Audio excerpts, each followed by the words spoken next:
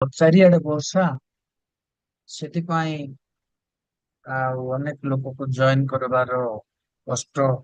ମୁଁ ବି ମୋର ମୋବାଇଲରେ ଜଏନ କରିବା ପାଇଁ କଷ୍ଟ ହଉଥିଲା। କିନ୍ତୁ ଯାହା ବି ହଉ ପ୍ରଭୁ ଆମକୁ ସଂଖ୍ୟାକୁ ଦେଖନ୍ତି ନାହିଁ ଆମମାନଙ୍କର ଆଉ ମନ ହୃଦୟ ଆମମାନଙ୍କୁ ଦେଖନ୍ତି। ସଂଖ୍ୟା ତ ଅନେଶତ ଲୋକକୁ ପ୍ରଭୁ ପ୍ରୟୋଜନୀୟ ବୋଲି ଭାବିଲେ ନାହିଁ। ଗୋଟେ ହଜି ଯାଇଥିବା ଲୋକକୁ ପ୍ରୟୋଜନ। ବେଳେ ବେଳେ ଆମେ ଅନେଶତକୁ ଦେଖିଥାଉ ସେ ଗ୍ରୁପ ରେ 100 ଲୋକ ଜଏନ ହଉଛନ୍ତି ସେଠି ଜଏନ ହେବି ଆଉ ସେଠି ଆଉ ବହୁତ ଲୋକ ସେଠି ବନ୍ଧୁବାନ୍ଧବ ବୋଲି କିନ୍ତୁ ପରମେଶ୍ୱର ଆପଣଙ୍କର ପ୍ରୟୋଜନ କୋଉଠି ରଖିଛନ୍ତି ତାକୁ ଆମକୁ ଜାଣିବାକୁ ଆମମାନଙ୍କର ପ୍ରୟୋଜନ ସେ ଦିଅନ୍ତି।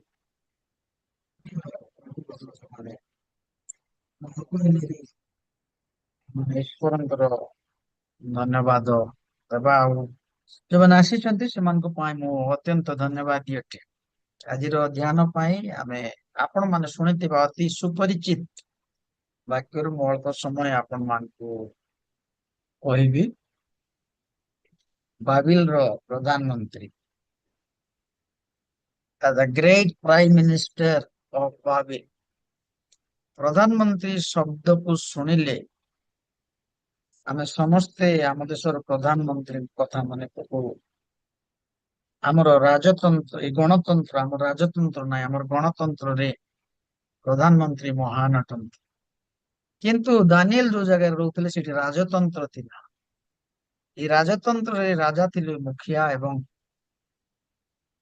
ପ୍ରଭୁ ତାଙ୍କୁ ଏକ ଦାସତ୍ୱ ବନ୍ଧନରୁ ମଡେଇ ନେଇ ରାଜତନ୍ତ୍ର ମଧ୍ୟରେ ତାଙ୍କୁ ପ୍ରଧାନମନ୍ତ୍ରୀ କହିଥିଲେ।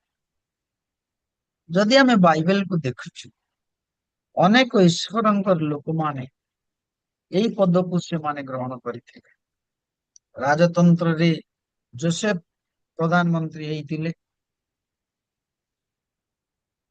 ଯେତେବେଳେ ଫାରୋ ଥିଲେ ରାଜତନ୍ତ୍ରରେ ମଶା ପ୍ରଧାନମନ୍ତ୍ରୀ ଥିଲେ। ରାଜତନ୍ତ୍ରରେ ନେହେମିଆ ତାକୁ ବେଳେ ବେଳେ ରାଜ୍ୟପାଳ ବୋଲି ବି କହନ୍ତି ଆଉ ପ୍ରଧାନମନ୍ତ୍ରୀ ବି କହନ୍ତି ପ୍ରଧାନମନ୍ତ୍ରୀ ଥିଲେ। ରାଜତନ୍ତ୍ରରେ ମର୍ଦ୍ଦକୟ ପ୍ରଧାନମନ୍ତ୍ରୀ ଥିଲେ। ରାଜତନ୍ତ୍ରରେ ଆଜି ଆମେ ଯାହାଙ୍କର କଥା ଚିନ୍ତା କରିବା ସେ ହଉଛନ୍ତି ଦାନିଏଲ। ଦାନିଏଲ ଜଣେ ବ୍ୟକ୍ତି ଯାହାଙ୍କର ଜୀବନରେ ଅନେକ ଦୁଃଖ ଆଉ କଷ୍ଟ ଦେଇ ସେ ଗତି କରିଛନ୍ତି। ଜଣେ ଉଚ୍ଚ ଶିକ୍ଷିତ ଯୁବକ, ଜଣେ ପ୍ରଭୁ ପ୍ରିୟ ଲୋକ, କିନ୍ତୁ ତାଙ୍କ ଜୀବନରେ ଅନେକ ଦୁଃଖ। ଈଶ୍ୱର ପ୍ରିୟ ହେଲେ ଦୁଃଖ ଆସିବ। ଈଶ୍ୱର ପ୍ରିୟ ହେଲେ କଷ୍ଟ ଆସିବ। ସାଉଥ ଇଣ୍ଡିଆକୁ ଯଦି ଆପଣ ଯିବେ କୌଣସି କୌଣସି ଚର୍ଚ୍ଚରେ ଯଦି ଆପଣ ଧନୀ ହେବେ ଟଙ୍କା ମିଳିବ ଆଶୀର୍ବାଦ ପାଇବେ ବୋଲି ପ୍ରଚାର କଲେ ସେମାନେ ଟିକେ ଗ୍ରହଣ କରିବେ ନାହିଁ କେତୋଟି ଅର୍ଥୋଡକ୍ସ ପେଣ୍ଟିକଷ୍ଟାଲ ଚର୍ଚ୍ଚ। ଯଦି ପ୍ରଭୁଙ୍କର କଥା ନ ମାନିକି ଆପଣ ନ ମାନିଲେ ଆପଣ ବିନଷ୍ଟ ହେବେ ଖରାପ ହେବେ ବୋଇଲେ ସେତେବେଳକୁ ସେମାନେ ସତ୍ୟ ବାକ୍ୟ କହୁଛି ବୋଲି ବିଶ୍ୱାସ କରିବେ। ଈଶ୍ୱରଙ୍କର ଲୋକମାନଙ୍କୁ ଦୁଃଖ ଆସିବ। ତେବେ ମୁଁ ଆଜି ଆପଣ ମାନଙ୍କୁ କହିବା ପାଇଁ ଚାହେଁ ଦ ବିଲଭଡ୍ ପ୍ରାଇମ ମିନିଷ୍ଟର, ପ୍ରିୟତମ ପ୍ରଧାନମନ୍ତ୍ରୀ। ଆପଣ ଭାବନ୍ତୁ ଏ ବାଇବେଲରେ ଜଣେ ବ୍ୟକ୍ତିଙ୍କୁ ପ୍ରିୟତମ ପ୍ରଧାନମନ୍ତ୍ରୀ ବୋଲି କୁହାଯାଇଛି। ଅନେକ ତ ଆମେ ଦେଖୁଛୁ ତିନି ଥର ଦାନିଏଲ ପୁସ୍ତକରେ ଦାନିଏଲକୁ ପ୍ରିୟତମ ବୋଲି କୁହାଯାଇଛି। ପ୍ରିୟତମ ତାର ଶବ୍ଦ ଅତ୍ୟନ୍ତ ସୁନ୍ଦର ଶବ୍ଦ। କେହି ଜଣେ ମତେ ପ୍ରିୟତମ ବୋଲି ଯଦି କହିବେ ବହୁତ ଖୁସି ହେଇଯିବି। କେହି ଜଣେ ମତେ ବିଲଭଡ ବୋଲି ଯଦି ଲେଖିବେ ମୋ ଫେସବୁକ ରେ କି ମୋର ହ୍ୱାଟସଆପ ରେ କି ମୋର ଇନଷ୍ଟାଗ୍ରାମ ରେ କି ମୋର ମେସେଞ୍ଜରରେ ମତେ ବହୁତ ଖୁସି ଲାଗେ। ତେବେ ଦାନିଏଲକୁ ପରମେଶ୍ୱର ବିଲଭଡ ବୋଲି କହନ୍ତି। ଈଶ୍ୱର ଦେଇଥିବା ସାର୍ଟିଫିକେଟ ମନୁଷ୍ୟ ନୁହେଁ। ଆମେ 12 ଲୋକ 14 ଲୋକ କି ଆଉ ଅନେକ ଲୋକ ସାଇଡରେ ବସିଥିଲେ ଆମେ ବସିଛୁ। ଆମେ କେବେ ଭାବିଛୁ କି ଯେ ମତେ ଈଶ୍ୱର କେବେ ପ୍ରିୟତମ ବୋଲି ଡାକେ? ଯୀଶୁଙ୍କୁ ଆମର ପ୍ରିୟ ପୁତ୍ର ଆମ୍ଭଠାରେ ତାଙ୍କର ପରମ ସନ୍ତୋଷ ବୋଲି ଡାକେ। ଦାନିଏଲ ପୁସ୍ତକ 9 ଅଧ୍ୟାୟର 22 ପଦକୁ ଟିକେ ପଢିବା, କେହି ଯଦି ପାରିବେ ମୋ ପାଇଁ। ଆଇ ଥିଙ୍କ 23 ପଦ ଟିକେ ପଢିଦେବେ। ଦାନିଏଲ ତାର 9 ର 23 ପଦ।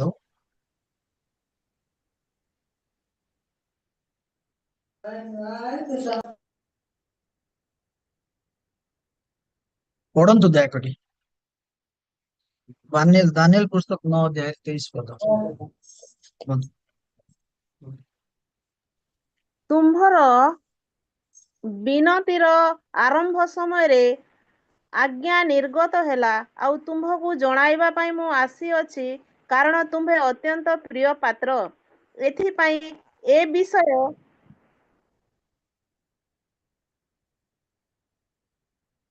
ପଢନ୍ତୁ ମା। କଲଟେ ଆସିଲାନି। ଏଥିପାଇଁ ଏ ବିଷୟ ବିବେଚନା କର ଓ ଦର୍ଶନ କୁହ। ଦାନିଏଲଙ୍କୁ ଦର୍ଶନ ଦ୍ଵାରା କୁହାଯାଉଛି ତୁମ୍ଭେ ଅତ୍ୟନ୍ତ ପ୍ରିୟ ପାତ୍ର। ଆପଣ ସେ ୱାର୍ଡକୁ ଦେଖନ୍ତୁ ଭଲସେ। You are highly beloved. ଈଶ୍ୱର ତାଙ୍କୁ କହୁଛନ୍ତି ୟୁ ଆର୍ ହାଇଲି ବିଲଭଡ୍। ଛୋଟିଆ ମୋଟିଆ ପ୍ରିୟ ପାତ୍ର ନାହିଁ, ଅତ୍ୟନ୍ତ ପ୍ରିୟ ପାତ୍ର।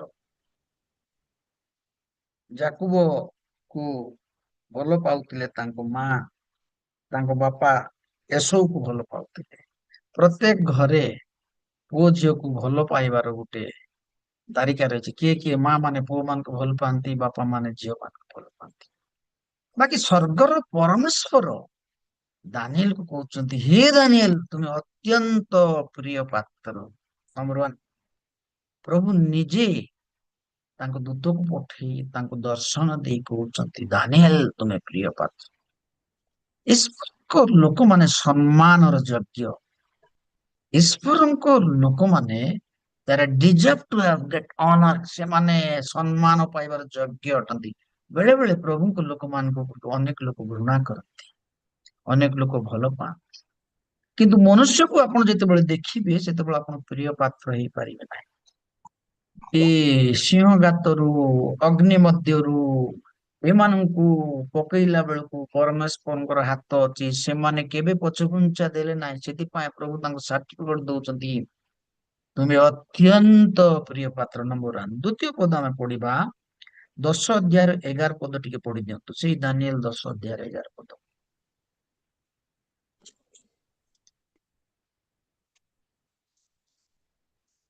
ପୁଣି ସେ ମତେ କହିଲେ, ହେ ଅତ୍ୟନ୍ତ ପ୍ରିୟ ପାତ୍ର ଦାନିଏଲ, ଆମ୍ଭେ ତୁମକୁ ଯେଉଁ ଯେଉଁ ବାକ୍ୟ କହୁ ତାହା ବୁଝ ଓ ସଳକ ହୋଇ ଠିଆ ହୁଅ, କାରଣ ଏବେ ଆମ୍ଭେ ତୁମ ନିକଟକୁ ପ୍ରେରିତ ହୋଇଅଛୁ। ସେ ମତେ ଏଇ କଥା କହିବାରୁ ମୁଁ କମ୍ପି କମ୍ପି ଠିଆ ହେଲି। ମୁଁ କମ୍ପି କମ୍ପି ଠିଆ ହେଲି।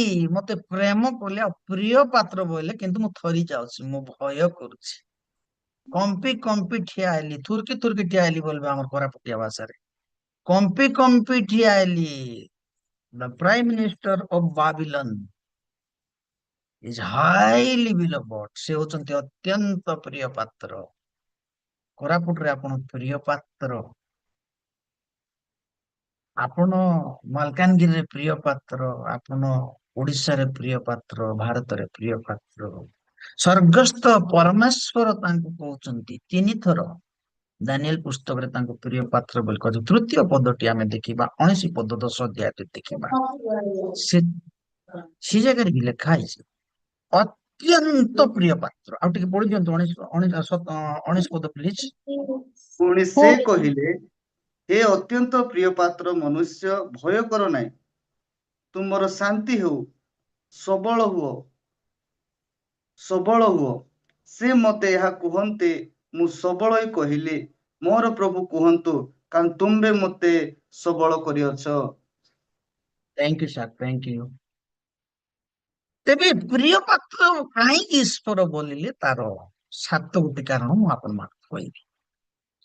ପ୍ରଭୁ ଦାନିଏଲକୁ ପ୍ରିୟ ପାତ୍ର ବୋଲି କହିଲେ। ଈଶ୍ୱର ତାଙ୍କ ଲୋକମାନଙ୍କୁ ପ୍ରିୟ ପାତ୍ର।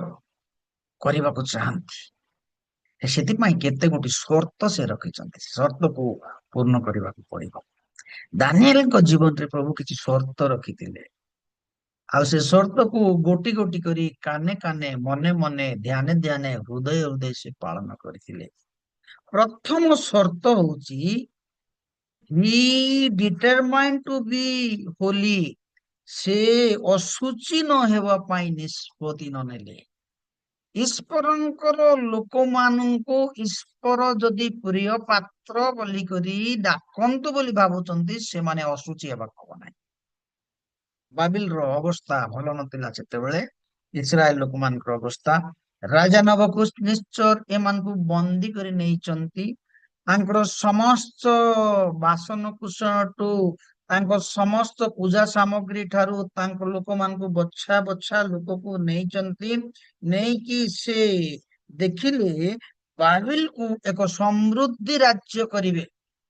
ଆମ ଦେଶରେ ଆମେ ବର୍ତ୍ତମାନ 4 ଟ୍ରିଲିୟନ 5 ଟ୍ରିଲିୟନ ଇକୋନୋମିକ କାମ କରିବା ପାଇଁ ଆମ ଦେଶର ଶାସକ ମାନେ ଚିନ୍ତା କରୁଛନ୍ତି। ସେମିତି ଏ ଦାନିଏଲକୁ ଆଉ ଅନ୍ୟମାନଙ୍କୁ ବିଜ୍ଞ ଲୋକମାନଙ୍କୁ ନେଇ ରାଜା ନବୁକଦନେସ୍ସର ତାଙ୍କ ରାଜ୍ୟକୁ ଏକ ସୁଶାସନ ଦେବା ପାଇଁ, ଅର୍ଥନୀତିରେ ସୌନ୍ଦର୍ଯ୍ୟ କରିବା ପାଇଁ, ସାମାଜିକରେ ସୌନ୍ଦର୍ଯ୍ୟ କରିବା ପାଇଁ, ଧାର୍ମିକ ରୀତିରେ ସୌନ୍ଦର୍ଯ୍ୟ କରିବା ପାଇଁ ବଛା ବଛା ଲୋକମାନଙ୍କୁ ବାଛିଲେ ତାଙ୍କ ଆଗରେ ଠିଆ ହେବ। ସେଥିପାଇଁ ସେମାନଙ୍କୁ ଟ୍ରେନିଂ ଦେବା ପାଇଁ ଆରମ୍ଭ କଲେ।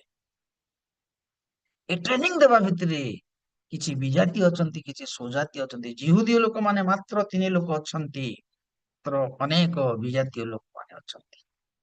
ତେବେ ସେମାନଙ୍କ ପାଇଁ ଟ୍ରେନିଂ ଦିଆହବ, ଖାଦ୍ୟ ପ୍ରସ୍ତୁତ ହବ। ଆପଣ ମାନେ ସମସ୍ତେ ଜାଣିଛନ୍ତି। ଜଷ୍ଟ ମୁଁ ଆପଣଙ୍କ ଗୋଟିଏ ଛୋଟିଆ ପଦ ଏ କଥା ମୁଁ ଆପଣଙ୍କୁ କହିବା ପାଇଁ ଚାହେଁ ଯେ ସବୁ ପ୍ରସ୍ତୁତ ଅଛି, ଖାଦ୍ୟ ତାଙ୍କ ପାଖକୁ ଯିବ। ଯେତେବେଳେ ସେମାନଙ୍କୁ ବଛା ହେଇକି ନିଆଗଲା, ବାବିଲରେ ରାଜଗୃହରେ ରଖାଗଲା, ସବୁ ଫ୍ୟାସିଲିଟି ସେମାନଙ୍କୁ ଦିଆଗଲା, ସେମାନଙ୍କୁ ଖାଇବାର ପିଇବାର ରହିବାର ସମସ୍ତ ବିଷୟ ଦିଆଗଲା। ସେତେବେଳେ ଦାନିଏଲ ଆଉ ତାଙ୍କ ସଙ୍ଗୀ ମାନେ ସେମାନେ ନିଷ୍ପତ୍ତି ନେଉଛନ୍ତି ଅଶୁଚି ହେବାକୁ ହବ ନାହିଁ। 1 ଅଧ୍ୟାୟର 8 ପଦ ଦାନିଏଲ ଦୟାକରି ପଢନ୍ତୁ। ଆମେ ମାନେ ଜାଣିଥିବା ପଦ ସେଇଟା। ଅତ୍ୟନ୍ତ ଅନେକ ଲୋକ ପ୍ରଚାର କରିଛନ୍ତି, ଶୁଣିଛନ୍ତି, କିନ୍ତୁ ଆଜି ଦାନିଏଲଙ୍କର ନିଷ୍ପତ୍ତିକୁ ଆମେ ଦେଖିବା। ମାତ୍ର ରାଜାର ଆହାର୍ୟ ଦ୍ରବ୍ୟରେ ଓ ତାହାର ପାନୀୟ ଦ୍ରାକ୍ଷାରସରେ ଆପଣାକୁ ଅଶୁଚି ନ କରିବା ପାଇଁ ଦାନିଏଲ ନିଜ ମନରେ ସ୍ଥିର କଲେ। ଯେହେତୁ ସେ ଯେପରି ଆପଣାକୁ ଅଶୁଚି ନ କରନ୍ତି, ଏଥିପାଇଁ ସେ ନପୁଂସକାଧିପତିକି ନିବେଦନ କଲେ। What A beautiful statement. ରାଜାଙ୍କ ଖାଦ୍ୟକୁ ଦାନିଏଲ ମନା କରୁଛନ୍ତି। ଆମେ ଷ୍ଟାର ହୋଟେଲକୁ ବେଳେ ବେଳେ ଇଚ୍ଛା କରିଥାଉ, କେତେବେଳେ ଗୋଟେ ସୁଯୋଗ ମିଳିଲେ ଷ୍ଟାର ହୋଟେଲରେ ଯାଇ ଖାଇବୁ, ଧନୀ ଘରେ ଯାଇକରି ଖାଇବୁ, ବଡ ଲୋକର ଘରେ ଯାଇକରି ରହିବୁ। ମାଛ ମାଂସକୁ ଅତ୍ୟନ୍ତ ପ୍ରିୟ ହେଇଥାଉ ବେଳେ ବେଳେ। ଆମେ ବେଳେ ବେଳେ, ଆଜି କାଲି ମୋର ଭଉଣୀ କହୁଥିଲା, ଗୋଟେ ଲୋକ ପୁଣି କହୁଥିଲା ଯେ ନାଇଁ ମୁଁ 50 ଟଙ୍କାର ଚା ପିଇଲି ବୋଲେ କେତେ କେତେ ବୋଲେ ସେ ଅନୁଭବ କରିଥିବେ 50 ଟଙ୍କାର ଚା ପିଇକରି ଆସିକିରି। ହେଲେ ଆମେ ନିଜକୁ ଗର୍ବ କରିଥାଉ, ରାଜଖାଦ୍ୟ ଖାଇବି, ରାଜଘରେ ରହିବି, ରାଜା ପରି ବଞ୍ଚିବି। କିନ୍ତୁ ଅତ୍ୟନ୍ତ ଆନନ୍ଦର କଥା ଯେ ଏ ରାଜଖାଦ୍ୟ, ରାଜ ଆଉ ରାଜକୀୟ ସମସ୍ତ ଫ୍ୟାସିଲିଟିସ୍, ପ୍ରିଭିଲେଜ, ରାଜକୀୟ ସମସ୍ତ ସୁବିଧା ସୁଯୋଗ ମନା କରି ଦଉଛନ୍ତି। ନା, ହେଇପାରିବ ନାହିଁ। ରାଜକୀୟ ଖାଦ୍ୟ ଆମେ ଖାଇପାରିବୁ ନାହିଁ। No compromise. ଏ ଦେଶର ପ୍ରଧାନମନ୍ତ୍ରୀ ହେବାକୁ ଯାଉଛନ୍ତି, ସେତେବେଳେ ହେଇନଥିଲେ। No compromise. ପ୍ରଭୁ ସେଥିପାଇଁ ତାଙ୍କୁ ଦେଶର ପ୍ରଧାନମନ୍ତ୍ରୀ କରିଥିଲେ। ତାର 7ଟି ଗୁଣରୁ ପ୍ରଥମ ଗୁଣ ଆମେ ଦେଖୁଛୁ ଯେ ସେ ରାଜାଙ୍କର ଖାଦ୍ୟକୁ ଖାଇବେ ନାହିଁ। ମୋର ଜଣେ ସାଙ୍ଗ ପୁରୀ ଯାଇଥିଲେ, ଆଉ ସେଠୁ ଭୋଗ ମିଳିଲା ଧରି ଆସିଥିଲେ। ବାଟରେ ଟ୍ରେନରେ ଆରାମ ସେ ଖାଇ ପକେଇଲେ। କହୁଥିଲେ ଏତେ ବଢିଆ ଲାଗିଲା ଆଜ୍ଞା, ସେଟା ଖାଇଲି। ଖ୍ରୀଷ୍ଟିଆନ ଲୋକ, ବହୁତ ବଢିଆ, ଏତେ ବଢିଆ ଲାଗିଲା ସେଟା ଖାଇ। ମୁଁ ଆଉ ଭୋଗ ବୋଲି ଖାଇଛି କି, ଖାଦ୍ୟ ବୋଲି ତ ଖାଇ ଦେଇଥିଲି। ଆଉ ଭୋଗ ଖାଇବା ପାଇଁ, ଖାଦ୍ୟ ଖାଇବା ପାଇଁ ଅନେକ ଲୋକ ବେଶୀ ଲାଳାୟିତ।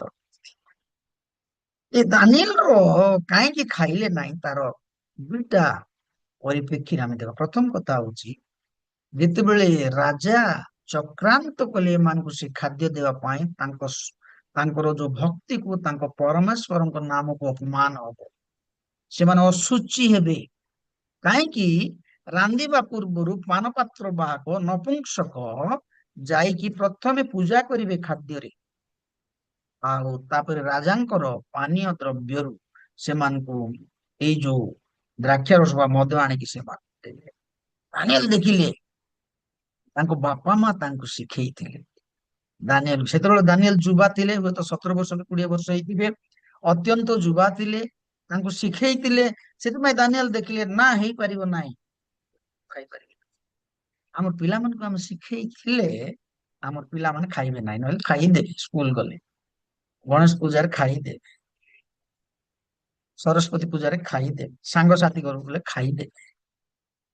କିଛି ହବ ନାହିଁ ମା, ଖାଇଦେ, କିଛି ହବ ନାହିଁ। ସେଟା ବି ଆମେ ଆମେ ବେଶୀ ସୁବିଧାବାଦୀ ବାପା ମା ମାନେ ବେଳେବେଳେ। କିଛି ହବ ନାହିଁ, କିଛି ତ ହବ ନାହିଁ, ହେଲେ କିଛି ଗୋଟେ ହବ। ଆମେ ପିଲାମାନଙ୍କୁ ଶିଖୁନୁ। ବାକି ଦାନିଏଲ ର ବାପା ମା ସେମାନେ ବ୍ୟବସ୍ଥାଦାରୀ ଥିଲେ, ଦାନିଏଲକୁ ଶିଖେଇଥିଲେ ହେଇପାରିବ ନାହିଁ ବାପା। ଜିହୁଦୀୟ ଲୋକ, ମନୋନୀତ ଲୋକ, ସେମାନେ କୌଣସି ପ୍ରକାର ପୂଜା ସାମଗ୍ରୀ ଖାଇବେ ନାହିଁ, ଖାଇବେ ନାହିଁ, ଖାଇବେ ନାହିଁ, କି ଘରକୁ ଆଣିବେ ନାହିଁ। ଗୋଟେ ଖ୍ରୀଷ୍ଟିଆନ ଘରକୁ ଆମେ ଫୋନ କଲୁ ଯେ ଆଜି କଣ ଖାଇଲ, ଆଜି କଣ ବୋଲା, ଆଜି ଆଜ୍ଞା ମାଷ୍ଟର ତ ଗଣେଶ ପୂଜା ହେଇଥିଲା, ସେଇ ପୂଜାଟା ଆଣିଲାରୁ ଭୋଗ ଖାଇ ଶୋଇଦେଲୁ, ଆଉ ରାନ୍ଧିନୁ ଆଜି। ଆଜ୍ଞା ଶୈତାନ ଜିହୁଦୀୟ ଲୋକମାନଙ୍କ ପାଇଁ ବୋଲି ଏତେ ଗୋଟେ ଚକ୍ରାନ୍ତ କରିଥିଲା। ପ୍ରଥମ କଥା ହଉଛି ଈଶ୍ୱରଙ୍କର ନାମକୁ ଅଗୌରବ କରିବା ପାଇଁ ସେ ଚିନ୍ତା କରିଥିଲା। ତେଣୁ ଖାଦ୍ୟରେ, ପୂଜା କଲା ଖାଦ୍ୟକୁ ଦେବା ପାଇଁ ସେମାନେ ମନୋନୀତ କଲେ। ଦ୍ୱିତୀୟ କଥା, ସେମାନେ ମାଦକ ଦ୍ରବ୍ୟକୁ ସେମାନଙ୍କୁ ଦେବେ, ଯୋଉ ଦ୍ରବ୍ୟ ଦ୍ଵାରା ସେମାନଙ୍କ ଶରୀର ଅଶୁଚି ହବ। ଇସ୍ରାଏଲ ଲୋକମାନଙ୍କୁ ମଦ ପିଇବେ ନାହିଁ, ଇସ୍ରାଏଲ ଲୋକମାନେ ଅଶୁଚି ଦ୍ରବ୍ୟ ଛୁଇଁବେ ନାହିଁ। କିନ୍ତୁ ସଂସ୍କୃତିକୁ ନଷ୍ଟ କରିବା ପାଇଁ ସେ ଚେଷ୍ଟା କରିଥିଲେ। ତେବେ ଆମ ସମୟ ଗଡି ଚାଲିଛି, ମୁଁ ପ୍ରଥମ ପଏଣ୍ଟ ଆପଣମାନଙ୍କୁ କହିବା ପାଇଁ ଚାହେଁ, ଈଶ୍ୱରଙ୍କର ଲୋକମାନଙ୍କୁ ଈଶ୍ୱର ପ୍ରିୟ ପାତ୍ର ହେବା ପାଇଁ ସେମାନଙ୍କୁ ଅଶୁଚି ନ ହେବାକୁ ପଡିବ। ଅଶୁଚି ହେବାକୁ ହବନି, ଅଶୁଚି ହେବାକୁ ହବ ନାହିଁ। ଯଦି ଅଶୁଚି ସେମାନେ ହେବେ, ପ୍ରିୟ ପାତ୍ର ବୋଲି ଡକା ଯାଇ ପାରିବେ ନାହିଁ।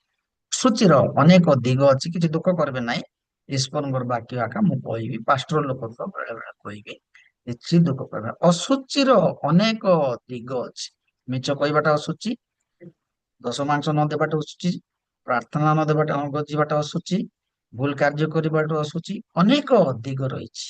କିନ୍ତୁ ଦାନିଏଲ ଏତେ ପ୍ରିୟ ପାତ୍ର, ଈଶ୍ୱର ତାଙ୍କୁ ସାର୍ଟିଫିକେଟ ଦଉଛନ୍ତି, ସେ କହୁଛନ୍ତି ନା ମୁଁ ମରିଯିବି ପଛେ, ଯାହା ହଉ ମୋ ଜୀବନରେ ମୁଁ କେବେ ବି ଈଶ୍ୱରଙ୍କର ଅଗୌରବ କରିବ ନାହିଁ। ଏବେ ଏ ଡେଡିକେଟେଡ ମ୍ୟାନ, ବାବିଲରେ ରାଜା ହେବେ ସେ, ପ୍ରଧାନମନ୍ତ୍ରୀ ହେବେ ସେ, ଲାଳସା ଅଛି ତାଙ୍କ ପାଇଁ। ଆପଣଙ୍କୁ ଆଉ ମତେ କାଲିକି ଯଦି ଚାକିରି ଗୋଟେ ବଡଟା ମିଳିବ, ହିନ୍ଦୁ ହେଇଯାବ, ହେଇଯିବେ, କେତେ କେତେ ଲୋକ ହେଇଯିବେ, କିଛି ବଡ କଥା ନାହିଁ। ଭଲ ଗୋଟେ ଝିଅକୁ ଯଦି ବିବାହ ବାଛ ହିନ୍ଦୁ ବୋଲେ ହେଇଯିବ, କିଛି କଥା ନାହିଁ, କିଛି କଥା ନାହିଁ। ରିସେଣ୍ଟଲି ଜଣେ ବ୍ୟକ୍ତିଙ୍କ ଘରକୁ ମୁଁ ବିବାହକୁ ଯାଇଥିଲି, ଭଲ ଖ୍ରୀଷ୍ଟିଆନ ଝିଅ, ହିନ୍ଦୁ ହେଇକରି ବାହା ହେଲେ। ଦାନିଏଲ କହିଲେ ମୁଁ ମରିଯିବି ପଛେ, ସେ ସୁଯୋଗ ମତେ ନ ଦିଆଯାଉ। ନିଷ୍ପତ୍ତିରେ ଅଟଳ। ଆଜ୍ଞା ପ୍ରଲୋଭନ ଆସିବ, ପରୀକ୍ଷା ଆସିବ, ଦୁଃଖ ଆସିବ, କଷ୍ଟ ଆସିବ, ପାଳକ ମାନଙ୍କୁ, ବିଶ୍ୱାସୀ ମାନଙ୍କୁ, ଭଲ ବିଶ୍ୱାସୀ ମାନଙ୍କୁ ଅନେକ ପ୍ରଲୋଭନ ଆସିବ। ଆପଣ ଫାଷ୍ଟିଂ କରିଥିବେ, କଦଳୀ ଆହୁରି ପିଠା କେକ୍ ଗୋଟେ ଆଣି ଆପଣଙ୍କ ଘରେ ପହଞ୍ଚିବେ। ଆପଣ ଫାଷ୍ଟିଂ କରିଥିବେ, ସେଇଦିନ ଆପଣଙ୍କ ସାଙ୍ଗସାଥି ଆଣିକରି ଛେଳି ମାଂସ ଆଣିକରି ଆପଣ ଫାଷ୍ଟିଂ କରିଥିବେ, ଅନେକ ପ୍ରଲୋଭନ ପଡିବ। ଶୈତାନ ଆମମାନଙ୍କ ଜୀବନକୁ ତାଙ୍କ ପ୍ରିୟ ପାତ୍ର ନ ହେବା ପାଇଁ ଅନେକ ପ୍ରଲୋଭନ ପରୀକ୍ଷାରେ ପଡିବ। ଦାନିଏଲଙ୍କ ଜୀବନର ଅନେକ ଗୁଡ଼ିଏ ଗୁଣ ଅଛି। ତେବେ ପ୍ରଥମ ଗୁଣ ହଉଛି ସେ ପ୍ରିୟ ପାତ୍ର ହେବା ପାଇଁ ଈଶ୍ୱର ସାର୍ଟିଫିକେଟ ତାଙ୍କୁ ଯେତେବେଳେ ସେ ନିଜକୁ ଅଶୁଚି କଲେ ନାହିଁ। ଦ୍ୱିତୀୟ କଥା, ସେ ଆପଣାର ପ୍ରାର୍ଥନାର ଅନୁରୋଧ ଅନ୍ୟମାନଙ୍କୁ ଜଣାଇଲେ ହି said his prayer request to his friend 2 ଅଧ୍ୟାୟର 18 ପଦ ଟିକେ ପଢନ୍ତୁ 2 ଅଧ୍ୟାୟର 18 ପଦ ଦୟାକରି ପଢନ୍ତୁ ଏଥିପାଇଁ ଏହି ନିଗୁଡ ବିଷୟରେ ସ୍ୱର୍ଗସ୍ଥ ପରମେଶ୍ୱରଙ୍କର ଅନୁଗ୍ରହ ପ୍ରାର୍ଥନା କରିବା ପାଇଁ ଆପଣା ସଙ୍ଗେ ହନାନୀୟ ମିସେଲ ଓ ଅସରିୟଙ୍କୁ ସେ ବୃତ୍ତାନ୍ତ ଜଣାଇଲେ। ଏଠି ବହୁତ ବଢିଆ ସୁନ୍ଦର କାହାଣୀର କଥା ଲେଖା ହେଇଛି ରାଜା ଗୋଟେ ସ୍ୱପ୍ନ ଦେଖିଲେ ରାଜାର ସ୍ୱପ୍ନକୁ ସମସ୍ତଙ୍କୁ ଆଗରେ ତାଙ୍କର ଯୋଉ ମନ୍ତ୍ରଜ୍ଞ ମାନେ ଅଛନ୍ତି ତାଙ୍କର ଯୋଉ ଜ୍ୟୋତିଷ୍କ ମାନେ ଅଛନ୍ତି ତାଙ୍କୁ କହିବା ପାଇଁ କହିଲେ କିନ୍ତୁ ସେମାନେ କହିପାରିଲେ ନାହିଁ କିଛି ସମୟ ପରେ ସମସ୍ତଙ୍କର ମୁଣ୍ଡ କଟାଯିବ ଯଦି ସେମାନେ ରାଜାଙ୍କର ପ୍ରଶ୍ନର ଉତ୍ତରକୁ ନ ଦେବେ ତେବେ ମୁଣ୍ଡ କଟାଯିବ ଏହି ସମୟରେ ଦାନିଏଲ ରିକ୍ସ ନଉଛନ୍ତି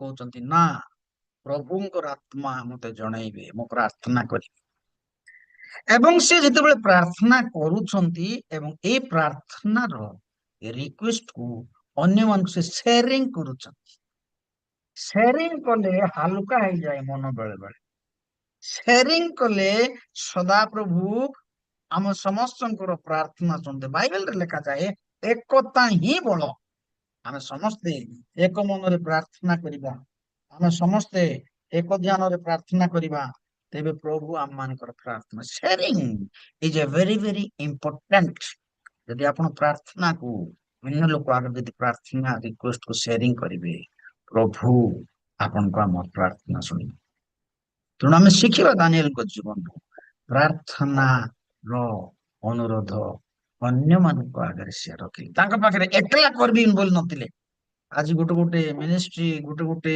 ପ୍ରଭୁ ପ୍ରିୟ ଲୋକ ଗୋଟେ ଖ୍ରୀଷ୍ଟିଆନ ଲୋକମାନେ ମୁଁ କରିଦେଲେ ହେଇଯିବ ସବୁ କିଛି ବୋଲୁଛନ୍ତି ମୋର ଦ୍ଵାରା ସବୁ ହେଇଯିବ ଆଜ୍ଞା ଏତେ ବଡ ଲୋକ ସିଏ ବିଲଭଡ ୱାନ୍ ପ୍ରାଇମ ମିନିଷ୍ଟର ଅଫ ବାବିଲନ ସେ କହୁଛନ୍ତି ମୁଁ ଏକଲା କରିପାରିବି ନାହିଁ ମୁଁ ଓ ମୋର ସଙ୍ଗୀ ମାନେ ଆମେ ସମସ୍ତେ ମିଳିମିଶି କରିବୁ ମୁଁ ଆମ ଲୋକମାନେ ଆମେ ମିଳିମିଶି କରିବୁ ପ୍ରାର୍ଥନାର ବୋଝ ନେବୁ ଆମ ଦେଶକୁ ଯଦି ଆମ ଦେଶକୁ ଆମେ ଯଦି ଈଶ୍ୱରଙ୍କ ରାଜ୍ୟ କରିବାର ଅଛି ଅନେକ ଲୋକଙ୍କୁ ପ୍ରଭୁଙ୍କ ପାଖକୁ ଆଣି ପ୍ରାର୍ଥନାକୁ ସେୟାର କରିବାକୁ ପଡିବ ଏଷ୍ଟରଙ୍କ ଜୀବନ କଥା ଯେତେବେଳେ ଦେଖୁଛୁ ଆମେ ମର୍ଦ୍ଦଖୟ ଯାଇ ତାଙ୍କ ପାଖରେ ପହଞ୍ଚିଛନ୍ତି ଯୁହୁଦୀ ମାନଙ୍କର ମୁଣ୍ଡକୁ କଟାଯିବ ସେତେବେଳେ ସେ କହିଲେ ମୁଁ ପ୍ରାର୍ଥନା କରିବି ଉପବାସ କରିବି ତୁମମାନେ ମଧ୍ୟ ଯାଇ ପ୍ରାର୍ଥନା କର 3 ଦିନ ପ୍ରାର୍ଥନା କର ପ୍ରାର୍ଥନାକୁ ସେୟାର କଲେ ଦାନିଏଲ ପ୍ରାର୍ଥନାକୁ ଯେତେବେଳେ ସେୟାର କଲେ ପ୍ରଭୁ ତାଙ୍କୁ କଥା କହିଲେ Christian life is sharing life Christian life ହଉଛି ଅନ୍ୟମାନଙ୍କ ସହିତ ସମ୍ପର୍କ ରଖିବାର ଜୀବନ ଯାହାର ଜୀବନରେ ସେୟାରିଂ ନାହିଁ ତାର ଜୀବନରେ ସଫଳ ମଧ୍ୟ ନାହିଁ sharing is a very important ଖାଲି ପ୍ରାର୍ଥନା ସେୟାରିଂ କରିବା ନାହିଁ ଆପଣଙ୍କ ପାଖେ ଯାହା ଅଛି ତାହା ଦେବେ ଆପଣଙ୍କ ପାଖରୁ ଅନ୍ୟ ଲୋକ ନେବେ ଈଶ୍ୱରଙ୍କର ଲୋକମାନେ ପରସ୍ପରକୁ ଦିଆ ନିଆ କରିବେ ଓନ୍ଲି ପ୍ରାର୍ଥନା ନାହିଁ ଆପଣଙ୍କ ପାଖେ ଯାହା ଅଛି ରାୟଗଡାରେ ଗୋଟେ ଜାଗାରେ ଗୋଟେ ଦୋକାନ ଅଛି ଲେଖା ହେଇଛି ସେଠି ମୁଁ ଅନେକ ଥର କହିଲି ଆଜି ବି କହୁଛି ଥିଲେ ଦିଅ ନଥିଲେ ନିଅ ବୋଲି ସେଟା ଲେଖା ହେଇଛି ଦୋକାନରେ ପୁରୁଣା ଲୁଗାପଟା ଯାକ ଗଦା କରି ସେଠି ରଖା ହେଇଛି ସେଠି ଆଉ କହୁଛନ୍ତି ଯୋଉମାନଙ୍କର ଯଦି ନାହିଁ ଏଇଠୁ ନେଇକି ଯାଅ ଯୋଉମାନଙ୍କର ଅଛି ଆଣିକି ରଖିକି ଯାଅ କିଏ ଗରିବ ଲୋକ ଯାଇକି ସେଠି ନିଅନ୍ତି ଆଉ ଦିଅନ୍ତି ଦାନିଏଲଙ୍କ ଜୀବନରେ ସେ ନିଜକୁ ଗର୍ବ ଅନୁଭବ କଲେ ନାହିଁ ମୁଁ ବୋଲି କହିଲେ ନାହିଁ ଆମେ ମୁଁ ଆଉ ମୋର ଟିମ୍ ମୁଁ ଅନ୍ୟମାନଙ୍କୁ ସେୟାର କରିବି ମୋର ଦୁଃଖ ସେୟାର କରିବି ମୋର କଷ୍ଟ ସେୟାର କରିବି ମୋ ପ୍ରାର୍ଥନା ସେୟାର କରିବି ମୋର ନିବେଦନ ସେୟାର କରିବି ମୋ ହୃଦୟର କଥା କହିବି ସଦାପ୍ରଭୁ ସନ୍ତୁଷ୍ଟ ହେଇଗଲେ ତାଙ୍କ ଜୀବନ ପାଇଁ ଦ କ୍ୱାଲିଟି ଲାଇଫ ଦ ବିଲଭଡ ଲାଇଫ ଈଶ୍ୱର ଦେଇଥିବା ସାତ ଗୁଡା ସେୟାରିଂ ଲାଇଫ ଆମେ ସେୟାର କରିବାକୁ ପଡିବ ତୃତୀୟ କଥା 2 ଅଧ୍ୟାୟର 28 ପଦ ହି focus on Garh Hi Humble himself 2 ଅଧ୍ୟାୟର 28 ପଦ ପଢିବା ସାର୍ ଆମେ ଟିକେ ମାତ୍ର ଯେ ନିଗୁଡ ବିଷୟମାନର ପ୍ରକାଶ କରନ୍ତି ଏପରି ଏକ ପରମେଶ୍ୱର ସ୍ୱର୍ଗରେ ଅଛନ୍ତି ଆଉ ଅନ୍ତିମ କାଳରେ ଯାହା ଯାହା ଘଟିବ ତାହା ସେ ମହାରାଜା ନବୁକଦିନସରଙ୍କୁ ଜଣାଇଅଛନ୍ତି ଆପଣଙ୍କର ସ୍ୱପ୍ନ ଓ ଶଯ୍ୟା ଉପରେ ଆପଣଙ୍କର ମନର ଦର୍ଶନ ଏହି ଏଇଟା ଦାନିଏଲକୁ ଯେତେବେଳେ ରାଜା ପଚାରିଲେ, ରାଜାଙ୍କ ପାଖକୁ ଆସୁଛନ୍ତି, ଦାନିଏଲ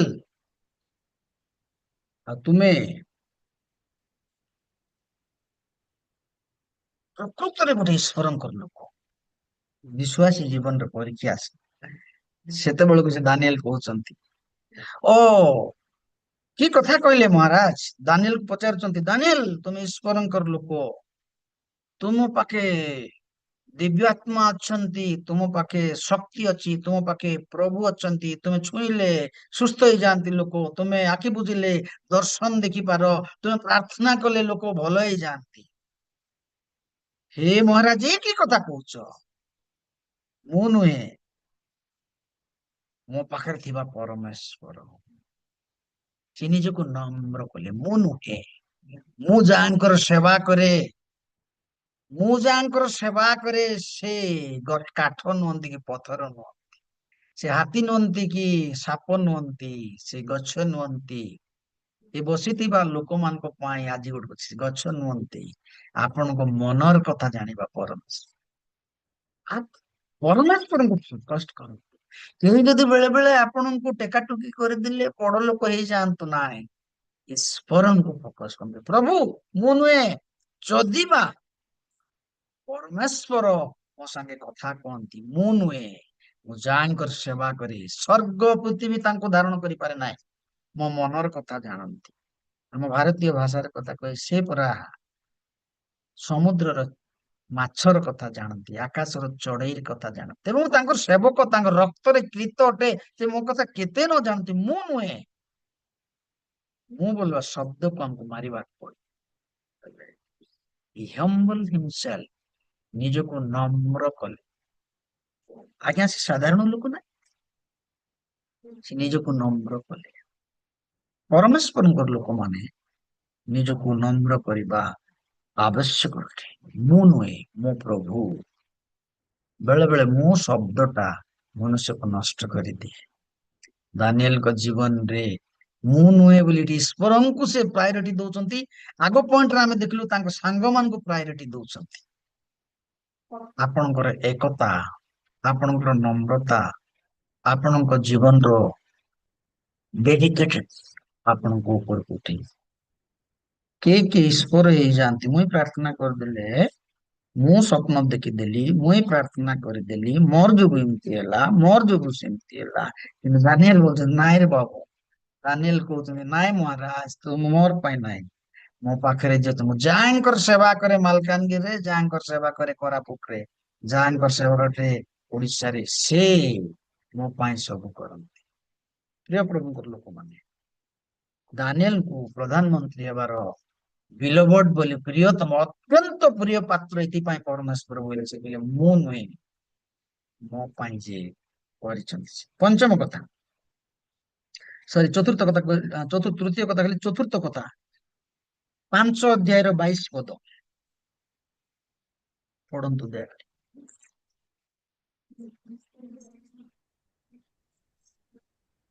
ଆଉ ହେ ବେଲସର ତାହାର ପୁତ୍ର ଯେ ଆପଣ ଏସବୁ ଜାଣିଲେ ହେଁ ଆପଣ ଅନ୍ତଃକରଣ ନମ୍ର କରି ନାହାନ୍ତି।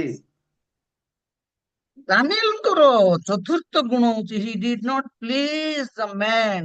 ରାଜାଙ୍କର ପୁତ୍ରକୁ କହୁଛନ୍ତି ହେ ବେଲଶାସ୍ସର ପୁତ୍ର। ଆଜ୍ଞା ସେ ଯୋଉ ବେଲଶାସ୍ସର ପୁତ୍ର ବୋଲି ଦାନିଏଲ ଯାହାର ସାଙ୍ଗେ କଥା ହଉଛନ୍ତି, ସେ ଗୋଟେ ଉଚ୍ଚ ପଦବୀର ଲୋକ ଥିଲେ। ଦାନିଏଲ ତାଙ୍କ ତୁଳନାରେ କିଛି ନାହିଁ, କିନ୍ତୁ ସେ କହିଲେ ମୁଁ ଏ ମନୁଷ୍ୟକୁ ଭୟ କରିବେ ନାହିଁ। ହେ ବେଲଶାସ୍ସର ପୁତ୍ର, ତୁମ୍ଭେ ଆପଣାକୁ ନମ୍ର କର ନାହିଁ।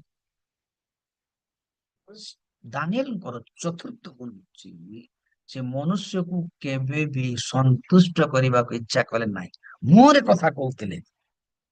ବେଳେ ବେଳେ ଯଦି ଦାନିଏଲ କହିଥାନ୍ତେ ମହାରାଜ ମହାରାଜ ଆପଣଙ୍କ ଦ୍ଵାରା ସବୁ ହେଇପାରିବ, ହୁଏତ ସେତେବେଳେ ତାଙ୍କୁ ଆଜି ପ୍ରିୟ ପାତ୍ର ବୋଲି କହିନଥାନ୍ତି। ଆପଣ ଜାଣନ୍ତି ଆଗ କାଳର ରାଜା ମାନେ ପାଖରେ ଗୋଟେ ଗୋଟେ ଲେଖକ ରହୁଥିଲେ। ମୁଁ ସରେଇଦେବି ଅଳ୍ପ ସମୟ ଭିତରେ। ଗୋଟେ ଗୋଟେ ଲେଖକ ରହୁଥିଲେ, କବି ମାନଙ୍କୁ ସେ ଡାକୁଥିଲେ, ମହାରାଜ ମାନେ କହୁଥିଲେ, ଆଉ ସେ କବି ମାନଙ୍କୁ ଡାକି କହୁଥିଲେ ମୋ ବିଷୟରେ ତମେ ଟିକେ ଲେଖ। ସେତେବେଳକୁ ସେମାନେ ଲେଖିଥିଲେ କଣ ବୋଲି ଲେଖୁଥିଲେ ନାଇଁ ମହାରାଜ ଏଇ କାମ କଲେ ସେଇ କାମ କଲେ ପାହାଡ ଚଢିଲେ ସର୍ବଦା ଘୋଡା ଚଢିଲେ କୁହନ୍ତୁ। ଟିକେ କଣ୍ଟିନ୍ୟୁ କରନ୍ତୁ ଆଜ୍ଞା, କଣ୍ଟିନ୍ୟୁ 7ଟା ସରାନ୍ତୁ। ଆଜ୍ଞା ସରି ମୁଁ ସରେଇ ଦଉଛି। ହଁ। ତେବେ କଣ୍ଟିନ୍ୟୁ କରନ୍ତୁ। ହଉ ସାର୍ ଶୁଭା ଯାଉଛି କି ମୋର କଥା? Okay thank you. ତେବେ ପୁରକାଳର ଲୋକମାନେ ରାଜା ମାନେ ଯେତେବେଳେ ଥିଲେ ତାଙ୍କ ପାଖରେ କିଛି ଲେଖକ ମାନେ ଥିଲେ। ରାଜାଙ୍କୁ ଖାଲି ଖାଲିରେ ସେମାନେ ଏଇ ରାଜ୍ୟ ଜିତିଲେ ସେଇ ରାଜ୍ୟ ଜିତିଲେ ଏଇ କାମ କଲେ ବୋଲି ସେମାନେ ଲେଖି ଦଉଥିଲେ ଏବଂ ରାଜାଙ୍କ ଠାରୁ ପୁରସ୍କାର ପାଉଥିଲେ। କିନ୍ତୁ ଦାନିଏଲଙ୍କର ଜୀବନରେ କିଛି ବି ଏଇ ପ୍ରକାର ନଥିଲା ଯେ ସେ ମନୁଷ୍ୟକୁ ସନ୍ତୁଷ୍ଟ କରିବା ପାଇଁ। ଯୋଉମାନେ ମନୁଷ୍ୟକୁ ସନ୍ତୁଷ୍ଟ କରିବେ ସେମାନେ ସ୍ୱର୍ଗର ଆଶୀର୍ବାଦ ପାଇବେ ନାହିଁ। ତେବେ ଆଜି ଆମମାନଙ୍କର ପାଇଁ ଏକ ଶିକ୍ଷା ଅଟେ ଆମେ ମନୁଷ୍ୟକୁ ସନ୍ତୁଷ୍ଟ କରିବାକୁ ହବ ନାହିଁ। ପରମେଶ୍ୱରକୁ ଯେତେବେଳେ ସନ୍ତୁଷ୍ଟ କରିବା ସବୁ ଆଶୀର୍ବାଦ ଆମମାନଙ୍କୁ ଆସିବ। ପଞ୍ଚମ କଥା ଦାନିଏଲ 6:10 ହି is faithful in prayer. Daniel 6:10 ଲେଖା ହେଇଛି ଦାନିଏଲଙ୍କର ପଞ୍ଚମ ଗୁଣ ହଉଛି ସେ ପ୍ରାର୍ଥନାରେ ଅତି ବିଶ୍ୱସ୍ତ। ଥ୍ୟାଙ୍କ ୟୁ ତୁରୁକ ଆଜ୍ଞା, ଆପଣଙ୍କର ପ୍ରତିଦିନ 2 ଓଳି ମୁଁ ଦେଖେ, କେବେ କେବେ ନାମ ନଥାଇ ବି ମୁଁ ଜଏନ କରେ। ଆପଣ ମତେ ଦେଖି ପାରୁନାହାନ୍ତି, ମୁଁ ଶୁଣେ ବେଳେ ମାନେ ଅନେକ ସମୟରେ ମୁଁ ଶୁଣେ। ଆପଣଙ୍କ ଗ୍ରୁପ ଅତ୍ୟନ୍ତ ଫେଥଫୁଲ ଆପଣଙ୍କ ଉପରେ। ମୁଁ ଆପଣଙ୍କୁ କୌଣସି ପ୍ରକାର ପ୍ରଶଂସା କରୁନାହିଁ, ପ୍ରଭୁ ଗୌରବ ପାଆନ୍ତୁ ଆପଣଙ୍କ ମାଧ୍ୟମରେ। ଦାନିଏଲ ଜୀବନରେ ଏକ ଉତ୍ତମ ଗୁଣ ଥିଲା। ସେ ଜିରୁସାଲାମ ଆଡେ ମୁହଁ କରି ଦିନରେ 3 ଥର ପ୍ରାର୍ଥନା, ଅତ୍ୟନ୍ତ ବିଶ୍ୱସ୍ତ। ପ୍ରାର୍ଥନାକୁ ଅବହେଳା କରୁନଥିବ, नो କମ୍ପ୍ରମାଇଜ। ସବୁ ଜିନିଷକୁ ଅବହେଳା, ପ୍ରାର୍ଥନା ପାଇଁ ଅବହେଳା ନାହିଁ। ପଢନ୍ତୁ 6:10 ସରେଇବା ଆମେ। ଅନନ୍ତର ପଢନ୍ତୁ। Yes. ଅନନ୍ତର ଏହି ଲେଖା ସ୍ୱାକ୍ଷରିତ ହୋଇଅଛି ବୋଲି ଜାଣିଲା ଉତ୍ତାରେ ଦାନିଏଲ ଆପଣା ଗୃହକୁ ଗଲେ। ତାଙ୍କ କୋଠରୀର ଝରକା ଜିରୁସାଲମ ଆଡେ ମେଲା ଥିଲା। ପୁଣି ସେ ପୂର୍ବେ ଯେପରି କରିଥାନ୍ତି ତଦନୁସାରେ ଦିନ ମଧ୍ୟରେ 3 ଥର ଆଣ୍ଠୁପାତି ପ୍ରାର୍ଥନା କଲେ ଓ ଆପଣା ପରମେଶ୍ୱରଙ୍କ ଛାମୁରେ ଧନ୍ୟବାଦ ପ୍ରଦାନ କଲେ। ଆମେନ୍। ତେବେ ଏଠି ଆମେ ଦେଖୁଛୁ ଦାନିଏଲ ଦିନରେ 3 ଥର ପ୍ରାର୍ଥନା କରୁଛନ୍ତି। କେତେବେଳେ? ଯେତେବେଳେ ଲୋକକୁ ମନା କରାହଉଛି ପ୍ରାର୍ଥନା କରିବା ପାଇଁ। ରାଜା ଗୋଟେ ଅର୍ଡର କରିଦେଲେ ତୁମେ ପ୍ରାର୍ଥନା କରିପାରିବ ନାହିଁ, କେବଳ ରାଜାଙ୍କୁ ପ୍ରାର୍ଥନା କରିପାରିବ। ଯଦି ପକାହବ ତୁମକୁ ସିଂହ ଗର୍ତ୍ତରେ ପକାହବ, ପ୍ରାର୍ଥନା କରିପାରିବ ନାହିଁ। ଆଜ୍ଞା ଆଜି କି ତାଡନା, ଅନେକ ଲୋକଙ୍କୁ ପ୍ରଭୁଙ୍କ ଲୋକମାନଙ୍କୁ ତାଡନା ଦିଆହଉଛି, ତୁମେ ପ୍ରାର୍ଥନା କରିପାରିବ ନାହିଁ। ଦାନିଏଲଙ୍କର 30 ଦିନରେ ଯୋଉ ସେମାନେ ମନା କରିଥିଲେ ତାକୁ ସେ ଦେଖିନା, କହିଲେ ମରିଯିବି ପଛେ ମୋର ପ୍ରଥମ କାମ ହଉଛି ମୁଁ ପ୍ରାର୍ଥନା କରିବି। What a dedicated life. ରାଜଘରେ ଥାଇ, ଶତ୍ରୁ ପାଖରେ ଥାଇ, ରାଜାଙ୍କର ସବୁ ପ୍ରିଭିଲେଜ ପାଇ ସେ କହୁଛନ୍ତି ମୁଁ ରାଜାର କଥା ଶୁଣିବି ନାହିଁ। ସେ ମତେ ଡାକିଛନ୍ତି ରାଜା ମାନଙ୍କର ରାଜା, ପ୍ରଭୁ ମାନଙ୍କର ପ୍ରଭୁ। ଟିକେ ଜ୍ୱର ମୁଣ୍ଡ ବତା ହେଇଯିବ କି ଆମର ସ୍ଥିତି ଭଲ ନହେଲେ, ଆମର ପରିସ୍ଥିତି ଭଲ ନହେଲେ ଆମେ ବେଳେ ବେଳେ ପ୍ରାର୍ଥନା ପାଇଁ ବୋଲି ଅବହେଳା କରିଦେଇଥାଉ। କିନ୍ତୁ ଦାନିଏଲ କହିଲେ ନା, ମତେ ରାଜା ମନା କରିପାରିବେ, ମତେ କମ୍ୟୁନିଟି ମନା କରିପାରନ୍ତି, କିନ୍ତୁ ମୁଁ ପ୍ରାର୍ଥନା କରିବାଟା ଛାଡେ। ତାଙ୍କର ଷଷ୍ଠ କ୍ୱାଲିଟି, ପଞ୍ଚମ କ୍ୱାଲିଟି ଥିଲା is very faithful in prayer. ପ୍ରାର୍ଥନାରେ ଅତ୍ୟନ୍ତ ବିଶ୍ୱସ୍ତ ଥିଲେ। ସମୟ ହେଇଗଲା 7ଟା, ଜୁମ୍ ଖୋଲିକରି ବସୁଥିଲେ। ସମୟ ହେଇଗଲା ସକାଳ 6ଟା, ଜୁମ୍ ଖୋଲିକରି ବସୁଥିଲେ।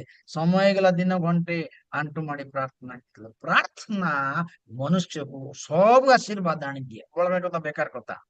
ଆପଣଙ୍କର ଚେଷ୍ଟା, ଆପଣଙ୍କର ପାଠ, ଆପଣଙ୍କର ଜ୍ଞାନ, ଆପଣଙ୍କର ବୁଦ୍ଧି, ଆପଣଙ୍କର ଧନ, ଆପଣଙ୍କର ବଳ, ଆପଣଙ୍କର ଫେଭର ବୃଥା କଥା, କିନ୍ତୁ ପ୍ରାର୍ଥନା ଯଦି କରିବେ ଆପଣ ସକ୍ସେସ ହେବେ। ଈଶ୍ୱର ଆପଣଙ୍କୁ ଆଶୀର୍ବାଦ କରିବେ।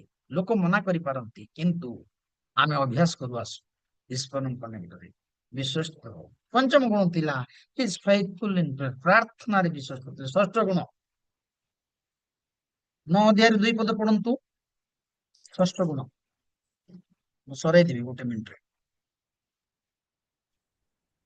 ତାହାର ରାଜତ୍ୱର ପ୍ରଥମ ବର୍ଷରେ ମୁଁ ଦାନିଏଲ ଶାସ୍ତ୍ର ଦ୍ୱାରା ବର୍ଷର ସଂଖ୍ୟା ଅର୍ଥାତ୍ ଜେରୁସାଲମ ଉଚ୍ଛିନ୍ନତାର ସମୟ 70 ବର୍ଷ ହେବା ବିଷୟରେ ସଦାପ୍ରଭୁଙ୍କର ଯେଉଁ ବାକ୍ୟ ଜିରିମିୟ ଭବିଷ୍ୟତ ବକ୍ତାଙ୍କ ନିକଟରେ ଉପସ୍ଥିତ ହୋଇଥିଲା ତାହା ମୁଁ ବୁଝିଲି। ଦାନିଏଲ ତାଙ୍କ ଶାସ୍ତ୍ରକୁ ଜାଣିଥିଲେ, ଜେରେମିୟଙ୍କର ଭବିଷ୍ୟତ ବକ୍ତାକୁ ବାକ୍ୟକୁ ପଢୁଥିଲେ। ତେଣୁ ବାବିଲର 70 ବର୍ଷର କଥା ସେ ଲେଖିଲେ। ବାଇବେଲ ପଢିବାକୁ ପଡିବ, ବାଇବେଲ ନ ପଢିଲେ ଜାଣିପାରିବେ ନାହିଁ। ଦାନିଏଲ ଖାଲି ପ୍ରାର୍ଥନା କରୁନଥିଲେ, 9 ଅଧ୍ୟାୟ 2 ପଦରେ ଲେଖାଯାଏ ସବୁଦିନ ବାଇବେଲ ପଢୁଥିଲେ ସେ। ଯଦି ବାଇବେଲ ସବୁଦିନ ପଢିବେ ତାହେଲେ ଆପଣ ନୂଆ ଜ୍ଞାନ, ନୂଆ ବୁଦ୍ଧି, ନୂଆ ଆଶୀର୍ବାଦ ପାଇବେ। ଦାନିଏଲଙ୍କର ଷଷ୍ଠ ଗୁଣ ଥିଲା, ସେ ସବୁଦିନ ବାଇବେଲ ପଢୁଥିଲେ। ବାଇବେଲ ନ ପଢିଲେ ତାଙ୍କୁ ଜ୍ୱର ହେଇଯାଉଥିଲା, ବାଇବେଲ ନ ପଢିଲେ ତାଙ୍କୁ ମୁଣ୍ଡ ବଥା ହଉଥିଲା। ଲୋକକୁ ଚା ନ ପିଇଲେ ମୁଣ୍ଡ ବଥା ହବ, ଦାନିଏଲକୁ ବାଇବେଲ ନ ପଢିଲେ ମୁଣ୍ଡ ବଥା ହଉଥିଲା। ଲୋକକୁ କିଛି କାମ ନ କଲେ ଭଲ ଲାଗିବ ନାହିଁ, କିନ୍ତୁ ଦାନିଏଲଙ୍କ ଜୀବନରେ ବାଇବେଲ ନ ପଢିଲେ, ଶାସ୍ତ୍ର ନ ପଢିଲେ ଭଲ ଲାଗୁନଥିଲା। ସେ ଶାସ୍ତ୍ରକୁ ଭଲ ଭାବେ ଜାଣିଥିଲେ, ସବୁଦିନ ବାଇବେଲ ପଢିବେ। ପ୍ରିୟ ମା ବାପା ମାନେ ପିଲାମାନଙ୍କୁ ବାଇବେଲ ପଢିବାରେ ଶିଖାନ୍ତୁ, ଘର ଲୋକ ବାଇବେଲ ପଢିବାରେ ଶିଖେଇବେ। ଆପଣଙ୍କ ପିଲାମାନେ ଯଦି ବାଇବେଲ ପଢିଲେ ଆପଣ ମାନେ ଆଶୀର୍ବାଦ ପାଇବେ। ଆପଣ ବାଇବେଲ ପଢିଲେ ଆପଣଙ୍କ ପିଲାମାନେ ଆଶୀର୍ବାଦ ପାଇବେ। ବାଇବେଲକୁ ଛାଡନ୍ତୁ, ବଳକା ସବୁ ଜିନିଷ ଛାଡନ୍ତୁ, ବାଇବେଲ ଆପଣଙ୍କର ଖଣ୍ଡା ବସ୍ତ୍ର। ଜିରିମିୟଙ୍କର ବାକ୍ୟକୁ ସବୁବେଳେ ଦାନିଏଲ ପଢୁଥିଲେ। ନେକ୍ସଟ ପଦ, ଆଉ ଜଣେ ବ୍ୟକ୍ତି ବାଇବେଲ କଥା ମୁଁ କହିବି ଯେ ପଢୁଥିଲେ, ସ୍ତିଫାନଙ୍କର କଥା ଆମେ ଯେତେବେଳେ ଦେଖୁଛୁ, ରାଜାଙ୍କ ପାଖରେ ଠିଆ ହେଇ ସେ ଅବ୍ରାହ୍ମଙ୍କ ଠାରୁ ମୋଶାଙ୍କ ପର୍ଯ୍ୟନ୍ତ, ଯୀଶୁଙ୍କ ପର୍ଯ୍ୟନ୍ତ ସବୁ କଥା କହିଲେ। ସେ ତାଙ୍କ ବାଇବେଲକୁ ପଢିଥିଲେ। ଆପଣ ପ୍ରେରିତ 7 ଅଧ୍ୟାୟ ପଢନ୍ତୁ ଯେ ସେଠି ସ୍ତିଫାନଙ୍କର କଥା ଲେଖା ହେଇଛି। ସ୍ତିଫାନ ବାଇବେଲକୁ ପଢୁଥିଲେ, ଜାଣିଥିଲେ ତାଙ୍କ ବାଇବେଲକୁ। ଆମର ବାଇବେଲ ରୋଷେଇ ଘରେ ଥିବ, ଆମର ଥାକ ଉପରେ ଥିବ, ଆଉ ରବିବାର ଦିନ ଗଲେ ଯାଉଛୁ ଆଉ ନ ପଢିକରି ବାହାରି। ମୁଇଁ ତ ଲୁଥରାନ ଲୋକ ଆଜ୍ଞା, ଗୀତ ବହି ଧରି ଯିବି, ବାଇବେଲ ଧରି ଯିବି ନାହିଁ, ଯାଇକରି ବାହାରିଆ ହେଇଯିବି, କେବେ ପଢିବି ନାହିଁ। ରବିବାର ଦିନ ଆଉ ଥରେ ଯିବି, ଆଉ ଥରେ ପଢିକରି ଆସିବି। ଆପଣର ଶାସ୍ତ୍ରକୁ ଜାଣିବାକୁ ପଡିବ। ଆପଣଙ୍କର ପ୍ରଭୁଙ୍କର ଲୋକ, ମୁଁ ପ୍ରଭୁଙ୍କର, ଆମ ବାଇବେଲକୁ ଜାଣିବା। ସପ୍ତମ କଥା, 5 ପଦ ପଢନ୍ତୁ 9 ଅଧ୍ୟାୟର। ଆମ୍ଭେମାନେ ପାପ ଓ କୁଟିଳାଚରଣ କରିଅଛୁ ଓ ଦୁଷ୍କର୍ମ କରି ବିଦ୍ରୋହୀ ହୋଇଅଛୁ, ଆଉ ତୁମର ବିଧି ଓ ଶାସନ ପଥ ତ୍ୟାଗ କରିଅଛୁ। ଦାନିଏଲ ତାଙ୍କ ଲୋକମାନଙ୍କର ଦୁର୍ବଳତାକୁ ବି ଜାଣିଥିଲେ। ଖାଲି ପ୍ରାର୍ଥନା ଜାଣିଥିଲେ ସେ କଥା ନାହିଁ, ଖାଲି ବାଇବେଲ ଜାଣିଥିଲେ ନାହିଁ, ତାଙ୍କ ଲୋକମାନଙ୍କର ଦୁର୍ବଳତା ଜାଣିଥିଲେ। ତେଣୁ ସେ ନିଜକୁ କହୁଛନ୍ତି, ଯଦି ବା ସେ ପ୍ରଭୁ ପ୍ରିୟ ଥିଲେ, ଆମ୍ଭେ ମାନେ ତାଙ୍କର ଲୋକମାନଙ୍କ ସଙ୍ଗେ ମିଶଉଛନ୍ତି। ନିହମିଆ ମଧ୍ୟ ଆଉ କହିଲେ, ମୁଁ ଆଉ ମୋର ପରିବାର ଆମେ ପ୍ରଭୁଙ୍କର, ମୋ ପରିବାର ଆମେ ପାପ କରିଛୁ। 6 ଅଧ୍ୟାୟର ଶେଷ ପଦ ଯଦି ନିହମିଆ ଦେଖିବେ, 1 ଅଧ୍ୟାୟର 6 ପଦ ଯଦି ଶେଷରେ ଦେଖିବେ, ମୁଁ ଆମର ପିତୃବଂଶ ପାପ କରିଅଛୁ। ତେବେ ବାବିଲର ପ୍ରଧାନମନ୍ତ୍ରୀ, ଯାହାକୁ ପରମେଶ୍ୱର ଅତ୍ୟନ୍ତ ପ୍ରିୟତମ ହାଇଲି ବିଲଡ୍ ବୋଲି କହନ୍ତି, ତାଙ୍କର ସିକ୍ରେଟ ହଉଛି ଏ 7ଟା ଗୁଣ। ସେଥିପାଇଁ ପରମେଶ୍ୱର ତାଙ୍କୁ ପ୍ରିୟତମ ବୋଲିକରି କହିଲେ। ଏ 7ଟା ଗୁଣ ଯେତେବେଳେ ପ୍ରଭୁ ତାଙ୍କୁ ଦେଇଥିଲେ, ପ୍ରଭୁ ଦେଖିଲେ ସବୁରେ ସକ୍ସେସ, କେବେ ବି ଈଶ୍ୱରଙ୍କର ଗୌରବ କରିଲେ ଭାଇ। 7ଟା ଗୁଣକୁ କେହି ଜଣେ ପଢି ଦିଅନ୍ତୁ, ମୁଁ ଶେଷ କରିବି। ହେଲେ ମୁଁ କିଛି କହିଲାର ମୂଲ୍ୟ ହେଲେ ରହିବ, ଆପଣ ମାନେ କିଛି ଜାଣିଲେ ଶିଖିଲେ ବୋla। ଦାନିଏଲଙ୍କର ପ୍ରିୟ ପାତ୍ର ହେବା ପାଇଁ 7ଟା ସିକ୍ରେଟ ଥିଲା। ପ୍ରଥମ କଥା, ସେ ନିଜକୁ ଅଶୁଚି କଲେ ନାହିଁ। ଦ୍ୱିତୀୟ କଥା, ସେ ତାଙ୍କ ପ୍ରାର୍ଥନାକୁ ସେୟାର କଲେ। ତୃତୀୟ କଥା, ତାଙ୍କ ଜୀବନରେ ପ୍ରଥମ ସ୍ଥାନ ଫୋକସ ଅନ୍ ଗଡ। ଚତୁର୍ଥ କଥା, ସେ ମନୁଷ୍ୟକୁ ସମ୍ମାନ ଦେଲେ ନାହିଁ, ସନ୍ତୁଷ୍ଟ କଲେ ନାହିଁ। ପଞ୍ଚମ କଥା, ସେ ପ୍ରାର୍ଥନାଶୀଳ ଥିଲେ। ଷଷ୍ଠ କଥା, ସେ ବାକ୍ୟ ବୀର ଥିଲେ, ବାକ୍ୟରେ ବୀର। କୋଉଠି ଲେଖା ହେଇଛି? ଗୀତ ସଂହିତା କୋଉଠି ଲେଖା ହେଇଛି? ଆଉ ବୋଲେ ଗୋଟେ ପଦ ମୁଁ ଆପଣ ମାନଙ୍କୁ କହିବି। ମୋଶାଙ୍କର ବିରୁଦ୍ଧରେ 2 ଜଣ ବ୍ୟକ୍ତି ଉଠିଥିଲେ, ସେଟା ପେଣ୍ଟାଟୁକରେ ଲେଖା ହେଇନାହିଁ, କିନ୍ତୁ ଆପଣ ଯଦି ତିମୋଥୀ ପୁସ୍ତକରେ ଯଦି ପଢିବେ, 2 ଜଣଙ୍କ କଥା ଲେଖା ହେଇଛି। ସେ ବାକ୍ୟକୁ ଜାଣିଥିଲେ। ସପ୍ତମ କଥା, ତାଙ୍କ ଲୋକମାନଙ୍କର ଦୁର୍ବଳତାକୁ ସେ ଜାଣିଥିଲେ, ସେଥିପାଇଁ ସେମାନଙ୍କ ପାଇଁ ପ୍ରାର୍ଥନା କରିଥିଲେ। ସେଥିପାଇଁ ପ୍ରଭୁ ଦାନିଏଲଙ୍କୁ ସେ ଦେଶର ପ୍ରଧାନମନ୍ତ୍ରୀ କଲେ ଆଉ ପ୍ରଭୁ କହିଲେ ସାର୍ଟିଫିକେଟ ଦେଲେ ଏ ହେ ମନୁଷ୍ୟ ତୁମେ ଆମର ଅତ୍ୟନ୍ତ ପ୍ରିୟ ପାତ୍ର। ଆମ ଗ୍ରୁପକୁ ପ୍ରଭୁ ଅନୁଗ୍ରହ କରନ୍ତୁ ତୁରୁକ ଆଜ୍ଞା ତାଙ୍କ ଗ୍ରୁପକୁ ଏ ଗ୍ରୁପକୁ ପ୍ରଭୁ ଅତ୍ୟନ୍ତ ପ୍ରିୟ ପାତ୍ର କରନ୍ତୁ। ନଟ୍ ଅର୍ଡିନାରୀ ହାଇଲି ପ୍ରିୟ ପାତ୍ର କରନ୍ତୁ। ଏ ହାଇଲି ପ୍ରିୟ ପାତ୍ର ହେବା ପାଇଁ ଦାନିଏଲଙ୍କ ପାଖରେ ଏଇ ସବୁ ଗୁଣ ଥିଲା। ଏ ହାଇଲି ପ୍ରିୟ ପାତ୍ର ହେବା ପାଇଁ ଦାନିଏଲ ଏସବୁ ଫଲୋ କଲେ। ପ୍ରଭୁ ଦେଖିଲେ Daniel no compromise life. Daniel ଅନ୍ୟମାନଙ୍କୁ ଗୁରୁତ୍ୱ ଦଉଥିଲେ। ଦାନିଏଲ ଈଶ୍ୱରଙ୍କୁ ଫୋକସ କରୁଥିଲେ। ଦାନିଏଲ ମନୁଷ୍ୟକୁ ସମ୍ମାନ ଦଉନଥିଲେ। ଦାନିଏଲ ପ୍ରାର୍ଥନାରେ ରତ ଥିଲେ। ଦାନିଏଲ ଶାସ୍ତ୍ର ପଢିଥିଲେ। ଦାନିଏଲ ତାଙ୍କ ଲୋକମାନଙ୍କ ଦୁର୍ବଳତାକୁ ଜାଣି ପ୍ରଭୁଙ୍କ ପାଖରେ ପ୍ରାର୍ଥନା କରୁଥିଲେ। ତେଣୁ ତାଙ୍କୁ ପ୍ରଭୁ ପ୍ରିୟ ପାତ୍ର ବନାଇଲେ। ପ୍ରଭୁ ଅନୁଗ୍ରହ କରନ୍ତୁ ଆଉ ଆମର ଏଇ ଗ୍ରୁପକୁ ଆଉ ଏଠି ଉପସ୍ଥିତ ସମସ୍ତଙ୍କୁ ତାଙ୍କର ଅତ୍ୟନ୍ତ ପ୍ରିୟ ପାତ୍ର କରି ବ୍ୟବହାର କରନ୍ତୁ। ଥ୍ୟାଙ୍କ ୟୁ ଭେରି ମଚ୍ ତୁରୁକ ଆଜ୍ଞା ସୁଯୋଗ ଦେଇଥିଲାରୁ ପ୍ରଭୁ ସମସ୍ତଙ୍କୁ ଆଶୀର୍ବାଦ କରନ୍ତୁ।